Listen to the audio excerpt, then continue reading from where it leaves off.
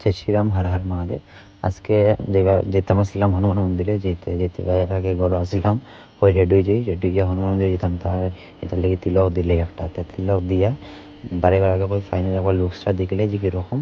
Final look দেখলাম, দেখার পরে বাইক চালাইয়া যে সময় আমার বহুত মজা লাগে, একটু বাইকটা চালাই চালাই ভিডিও বানাইয়া। এরপরে সন্ন্যাসী বাড়ি এখান থেকে মজার একটা বাতাস ভিউ দেখা যায়, ভিউ দেখিয়ে আরামসে ওখানে নিচে গিয়ে দোকানে ধূপকাঠি মোমবাতি রইলাম। হওয়ার পরে সরল মন্দিরের সামনে গেলাম, গিয়া সরল মন্দিরে এখানে প্রণাম দিলে উঠে যায়, তো একটু উঠতাম, প্রণাম দিয়া ফার্স্টে রাপে গেলাম, গিয়া লগা ছিল খাকুয়া জনের বাই বন্ধু একটা। তারপরে তোমার উপরে তারা আমার সামনে দিলাম, প্রথমে সামনে যাই, পিছিয়ে আসি, পিছিয়ে আমি বাইক চালাই একটু বালা রাস্তা চালাইলাম, চালাই একটু উপরে গিয়ে এখানে আসলো তোমার রাস্তা খারাপ, অফরোডিং করলাম।